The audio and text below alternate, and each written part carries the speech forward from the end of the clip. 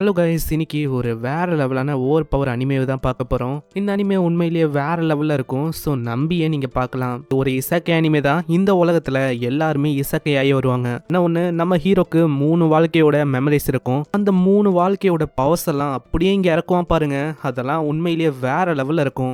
நம்ம ஹீரோ இந்த 3 வாழ்க்கையிலையும் ஒரு ஓவர் பவரான கேரக்டர். ஸோ அந்த வகையில கதை வந்து எப்படி போகுது நம்ம வந்து பார்க்க போறோம். கொஞ்சம் 18+ இருக்கும். அதனால ஹெட்செட்டை போட்டுக்கோங்க. ஏன்னா லைட்டா 18+ வரும். இதுக்கு மேலேயே நான் ஸ்பாயில் பண்ண விரும்பல. நம்ம டைரக்டா கதைக்குள்ளேயே போகலாம். வீடியோக்குள்ள போறதுக்கு முன்னாடி ஒரே ஒரு லைக்கை போட்டுருங்க. ஏன்னா ஒரு 3K லைக் வந்தா இதே மாதிரி ஓவர் பவரான அனிமேவெல்லாம் நான் எத்து விடுறேன். அதையும் நம்ம பார்க்கலாம். சரி வாங்க, நம்ம டைம் வேஸ்ட் பண்ணாம எபிக்குள்ள போகலாம். எபிக்கோட ஸ்டார்டிங்லயே ஏதோ ஒரு டிராகன் அப்படியே பறந்து வர ஹீரோவும் சொல்றான், நீ பண்ண வேலைக்கு நான் வந்து உன்னை விட்டு வைக்க போறதில்ல. ஒரு 2 பொண்ணுங்களை அப்படியே அவன் யோசிச்சு பாக்குறான். அங்க ஹீரோவும் ஏதோ ஒரு ஸ்பெல்ல வானத்துல போறானா இல்ல ஹீரோவோட ஃப்ரெண்ட்ஸும் ஹீரோவை காப்பாத்தணும்னு அங்க போராடுறாங்க. அந்த டிராகனை அப்படியே தாக்குறாங்க. இருந்தாலும் இந்த டிராகனுக்கு அவளைக்கும் பெருசா எதுவுமே ஆகல. ஒருத்தங்க கத்திய வச்சும் இன்னொருத்தங்க அம்ப வச்சும் பயங்கரமா தாக்குறாங்க. இந்த டிராகன் இன்னமும் விட்டு கொடுக்காம கீழே இருந்து பயங்கரமா தாக்க வருமா. ஹீரோ அவனோட ஸ்பெல்ல வச்சு தாக்குறான். இதனால அங்க ஒரு பயங்கரமான எக்ஸ்ப்ளோஷனும் ஏற்படுது. இதெல்லாம் என்ன விஷயம், இதெல்லாம் ஏன் ஏற்பட்டது, இதெல்லாம் நம்ம தெரிஞ்சுக்கணும்னா 6 வருஷத்துக்கு முன்னாடி நம்ம போகணும். சீன் அப்படியே பாஸ்ட்டுக்கு போகுது. அங்க ஒரு அகாடமியை காட்டுறாங்க. அதுக்குள்ள ஏகப்பட்ட பசங்க ஜப்பான் வழியா இங்க சூஸ் ஆயிருக்காங்க. ஒருத்தவங்களுக்கும் பாஸ்ட் மெமரிஸ் வந்து ஞாபகம் இருக்கு. சிம்பிளா சொன்னா உங்க பழைய மெமரிஸ்ல இருக்க பவர்ஸை உங்களால பயன்படுத்த முடியும். அதனால நம்பிக்கையை கைவிடாதீங்க. உங்களால எல்லாத்தையுமே பண்ண முடியும். இப்படி இவங்க பேசுவாங்களா. நம்ம ஹீரோக்கு அப்படியே தூக்கமா வருது. அவன் தூங்கிடுறான். அவனுக்கு ஒரு கனவு வருது. அதுல ஏதோ ஒரு பொண்ணு இருக்கா. இன்னைக்கு சீன்ல அப்படியே அவன் ஏகப்பட்ட ஆளுங்களா அப்படியே கூறு போடுறான். அங்க ஒரு பொண்ணும் அப்படியே இருப்பாளா. 2% ஏதோ ஒரு பொண்ணு பயங்கரமா அடிக்குது. அது கிட்ட வரும்போது ஏதோ அந்த பொண்ணை கிஸ் பண்ணான்னு போனால அதே மாதிரி உனக்கு ஒரு ஃபீல் வருது. பார்த்தா அதே பொண்ணு தான். என்ன பிரசன்ட்ல இவ கொஞ்சம் வித்தியாசமா இருக்கா. ஷாஷா, இது நீதானா? அட ஃபிளாகா, அப்போ இது நீயா? இல்ல, நீ நினைக்கிற மாதிரி நீ நினைக்கிற பர்சன் நான் இல்ல. ஆனா எனக்கு நல்லாவே தெரியும் அது நீதான். அட நான் என்னோட மெமரியில உன்னோட பேர் வந்தது. அதனால தான் நான் வந்து உன்னோட பேரை சொன்னேன். அங்க சைட்ல இன்னொரு பொண்ணு கிடக்குறா. அங்க போய் இவங்க 2 பேருமே அங்க பாக்குறாங்க. அந்த பொண்ணு இவனை பார்த்தோன்னே ஷூஷா அப்படின்னு ஏதோ ஒரு பர்சன் நினைச்சு அங்க கிஸ் பண்ணிடுறா. இதனால அந்த பொண்ணுக்கு ரொம்ப கடுப்பாகுது. ஆமா, உனக்கு எவ்வளவு தைரியம் இருக்கும், உன்னோட பிரதரையும் நீ கிஸ் பண்ணிருப்ப. நான் வந்து அதை பண்ணது கூட இல்ல, நீ வந்து எனக்கு முன்னாடியே பண்ணிட்டேன். பா, நான் வந்து தெரியாதனமா நான் பண்ணிட்டேன். ஆமா, யாரு தூக்க கலக்கத்துல இப்படி எல்லாம் பண்ணுவா. இப்போ உனக்கு என்ன பிரச்சனை? அதுவா, நீ வந்து என்னோட டர்னை பறிச்சிட்ட. இதுக்கப்புறம் நான் என்ன பண்ண போறேன்? அது ஏதோ நான் ஆக்சிடென்டலா பண்ணிட்டேன். அதுக்கு போய் நீ இப்படி கோவப்படுற. சரி போதும், நிறுத்துங்க. இந்த மாதிரி எதுக்கு நீங்க சண்டை போடுறீங்க? ஆமா, நான் கிஸ் பண்ணல. அது எப்படி இருந்துச்சு உனக்கு? இதுல உனக்கு ஃபீட்பேக் வேற கேக்குதா? கம்னிரமா. நம்ம ஹீரோட சிஸ்டர்னு சொல்றால, அது பாஸ்ட் லைஃப்ல தான் சிஸ்டர். இப்போ வந்து அவங்க வேற வேற ஆளுங்க தான். ஹீரோட சிஸ்டரோட பேரு ரென்சோ, அந்த பொண்ணோட பேரு யூரிஷி பாரா. இப்படி இவங்க இந்த விஷயத்த பேசுறாங்களே, இது ரென்சோக்கு சுத்தமா பிடிக்கல. அவ கத்துறா, ஏய் நீ வந்து ரொம்ப மோசமான பையனா மாறிட்ட. ஏன்னா உன்னோட சிஸ்டரை விட்டு நீ ஏன் இப்படி எல்லாம் பண்ற? தெரியும், அப்பயே நீ இந்த மாதிரி ஒரு பையனா தான் இருந்திருக்க. அப்படியே ஓடி போயிடா. இதுக்கப்புறம் அங்க இன்ட்ரடக்ஷன் பண்றதுக்கான டைம் வருமா. அங்க எடுத்தோடனே ரென்சோ தான். அவளை பத்தி அவ சொல்றா, என்னோட நம்பர் வந்து 30, என்னோட பேரு ரென்சோ, நான் இந்த ஸ்கூலை காப்பாற்ற வந்த ஒரு சேவியர், அதாவது ஒரு லீடர் மாதிரி. இதை கேட்டோன்னே எல்லா பசங்களுக்கும் கடுப்பாயுது. ஆமா, யாரா இவ வந்தோடனே லீடரு அப்படி இப்படின்னு எதோ சொல்றான்னு. என்ன சொல்றீங்க? உங்க எல்லாரையுமே அமைதியாக்கலாம். அதாவது ஃபார் எக்ஸாம்பிளுக்கு சொன்னா, உன்னை எப்படி அமைதியா பாத்துக்கிறோம் அதே மாதிரி தான் இப்படி இவ சொல்ல அங்க இருக்கிற எல்லாரோட மூஞ்ச அப்படியே மாத்து. ஹீரோவும் டாபிக்கை மாத்தி விட்டுறான். நம்ம ஏன் மத்தவங்களை வச்சு இன்ட்ரடக்ஷனை ஆரம்பிக்க கூடாது? இதனால அவ தப்பிச்சறா. ஃபர்ஸ்டா யாரோ ஒருத்தங்களை இன்ட்ரடியூஸ் பண்ண சொல்றாங்க. அது அதே பொண்ணு தான், யுபாரா தான். இங்கேயும் வந்து இப்படி தூங்குறாளா. அங்க ரெஞ்சோ பயங்கரமா கத்துறா. இவளுக்கு வேற வேலையே இல்லையா?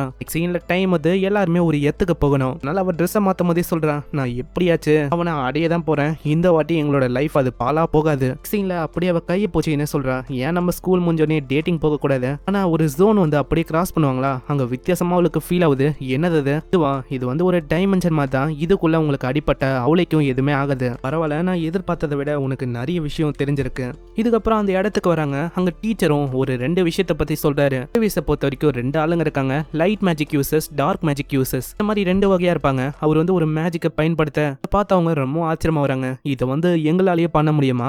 உங்களால பண்ண முடியும். வேறமா உங்களோட பாஸ்ட் லைஃப் மெமரியை பத்தி யோசிச்சு பாருங்க. அதுக்கப்புறம் தன்னால உங்களாலே பண்ண முடியும். எவ்வளவோ மத்தவங்களும் முக்கி பாக்குறாங்க. இருந்தாலும் அங்க எதுவுமே வேலைக்கு ஆகல. ஆனா ரெஞ்சு அதை பண்ணும்போது அது அப்படியே ஒர்க் ஆகுது. அவளால அங்க ஒரு பொண்ணை செம்ம ஈஸியா தூக்கவும் முடியுது. ரெஞ்சு வந்து இந்த அளவுக்கு ரொம்ப ஸ்கில்டா இருப்பான்னு நான் எதிர்பார்க்கல. சரி, இந்த விஷயத்த வந்து அங்க சொல்றாள. அங்க இதெல்லாம் பாத்துக்கின்னு இன்னொருத்த சொல்றான், இது என்னப்பா இது போரிங்கா இருக்கு. இங்க வந்து யாரையுமே கொல்ல முடியாது. இது ரொம்ப போரிங்கா இருக்கு. இதுவே போரிங்கா போக கூடாதுன்னா அந்த மாதிரி இருந்தா நல்லா இருக்கும். இதை கேட்கும் போது ரெஞ்சுக்கு ரொம்ப கடுப்பா இருக்கு. அவ போய் கத்த ஆரம்பிச்சறா, உன்ன மாதிரி ஆளுங்க இருக்கிறனால தான் இந்த சிஎவிஎஸோட படைக்கே ஒரு மாதிரி அசிங்கமா இருக்கு. அம்மா என்னம்மா வேணும் உனக்கு? வந்துட்டு ஜஸ்டிஸ் அது இதுன்னு எதேதோ புலம்பின்னு இருக்க. இந்த மாதிரி ஒத்த நாள் தான் எவ்வளவு பிரச்சனை. ஓ அப்படியா, ஒரு கை பாத்துக்கலாமா? அவனோட பவரை வெளிப்பத்த அங்க எல்லாருமே ரொம்ப ஷாக் ஆகுறாங்க. அவன் பண்ற விஷயத்துல அவனோட பாடி ஃபுல்லாவே கவர் ஆயிடுது அந்த பவர். ரெண்டு பேரும் இப்படி அவங்களோட பவர்ஸை வெளிப்படுத்துறாங்களா? அங்க டீச்சர் வந்து சொல்றாரு, போதும் நிறுத்துங்க, இப்போ வந்து நீங்க ரெண்டு பேரும் சண்டை போடக்கூடாது. டீச்சர் இந்த மாதிரி இது ஒரு பிராக்டிஸ் மேட்சா நாங்க வச்சுக்க கூடாதா? இல்ல இது சண்டை போறது ஒரு நல்ல ஐடியாவா இருக்காது. இல்ல நாங்க வந்து சண்டை போடணும் டீச்சர், அதனால எங்களை விடுங்க. அதனால டீச்சரும் அங்க ஒத்துக்கிறாரு. இந்த ரெண்டு பேரோட சண்டையும் ஆரம்பிக்குது. அங்க ஏதோ ஒன்று இழுக்க உங்க ரெண்டு பேருக்கும் ஒரு வித்தியாசமான வெப்பனும் கிடைக்குது. ஹீரோ பாக்குறானா, இப்பதான் பக்கத்துல அந்த பொண்ணு சொல்றா, அந்த டேக் மாதிரி ஒரு விஷயம் இருக்குல்ல, அதை இழுத்தா உன்னோட பாஸ்ட் லைஃப்ல இருக்க வெப்பனை உன்னால ஆக்சஸ் பண்ண முடியும். சண்டையும் ஆரம்பிக்குது. ரெஞ்சு பயங்கரமா தாக்குறா. ஆனா அவளோட சாடி எங்கேயோ பறந்து போகுது. ஆமா உன்னால எதுவுமே பண்ண முடியல போல என் முன்னாடி. இல்ல நம்ம வந்து திரும்ப ஆரம்பிக்கலாம், அதை எடுக்கலான்னு போறாளா, பின்னாடியே ஒரு போடு போட்டுறான். இதனால அவளோட ட்ரெஸ்ஸே அரையும் குறையுமா மாறிது. ஏதாச்சும் புரியுதா? நீ தான் மத்தவங்களுக்கு ஒரு எக்ஸாம்பிளா இருக்க போற.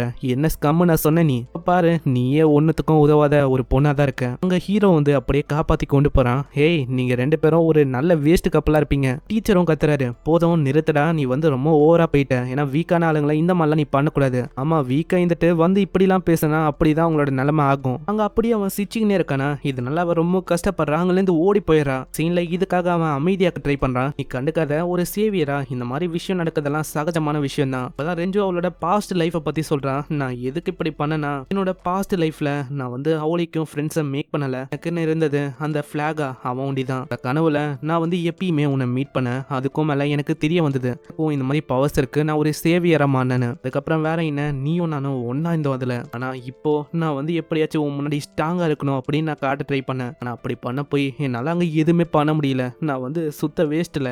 ஏன்னா நான் வெறுமா ஆசைப்பட்டேன் நீ வந்து பாராட்டணும் அப்படின்னு. ஆனா அதை கூட என்னால பண்ண முடியல. இது நானா? ஆமா நீயே தான். அப்படி இந்த விஷயத்த பத்தி பேசுறாளா அந்த பொண்ணு வந்து, ஓ அப்படியா அப்படின்னு அதை சாப்பிட்றா. ஆமா நீயா இன்வைட் பண்ண? இல்ல இல்ல நான் பண்ணல. நான் வந்து உங்களோட டேட்டிங்கை இன்டர் பண்ணிட்டேன்னா என்ன. ஆனா ஏதோ ஒண்ணுப்பா, இது வந்து வேஸ்டா போகுது. நீ அப்செட்டா இருக்க, எப்படியோ சாப்பிட மாட்டேன், அதனால தான் நான் சாப்பிட்றேன். ஆமா அதுவும் கரெக்ட் தான், நான் சாப்பிட்றதுலயும் தப்பு இல்ல. இதே மாதிரி அவங்க சாப்பிட்றாங்களா? அவ ரொம்ப கடுப்பாகிறா. ஆமா நீ வந்து எதுக்கு இங்க வந்த? அவ அது எதுவுமே கண்டுக்காம நம்ம ஹீரோவை பிடிச்சு எதேதோ பண்றா. நீங்களே பாருங்க. ஆமா நீ வந்து என்ன பண்ண இருக்க? நான் நம்ம பப்ளிக்கா ஒரு இடத்துல இருக்கும், இந்த மாதிரி இடத்துல இந்த மாதிரி டர்ட்டியான விஷயத்த பண்ண இருக்க. என்னப்பா உனக்கு வந்து ரொம்ப ஜெலஸா இருக்கும் நான் இப்படி பண்றது? உன்கிட்ட என் கிட்ட இருக்கிற மாதிரி இல்ல அதானே? இல்ல இருக்கு, நீ அதை பத்திலாம் சொல்லக்கூடாது. சாரிமா என்ன மன்னிச்சிரு, நான் தெரியாதனமா அதை கேட்டுட்டேன். ஏதோ ஒண்ணு விரி அவனை. இந்தா ஏய் உனக்கு வந்து எப்படி ஃபீல் ஆகுது? எந்த ஏதோ நல்லா இருக்கும், நீ வந்து கவலைப்படாத, நம்ம ரெண்டு பேருமே சிப்ளிங்ஸ் தான், அதனால நீ வந்து ஷையா இருக்கணும்னு இல்ல. அம்மா விரியா ஒரே எலும்பா தான் இருக்கீங்க. இதனால அவ அப்படியே ஓடி போயிடறான். அங்க ஹீரோவும் சொல்றான், ரொம்ப தேங்க்ஸ் நீங்க வந்ததுக்கு. நீங்க வந்ததுக்கு காரணம் அவளை சீரப் பண்ணணும் தானே. இப்போ அவ ஃபர்ஸ்ட் கம்பேர் பண்ணதை விட கொஞ்சம் சீரப் பண்ண மாதிரி தான் இருக்கா.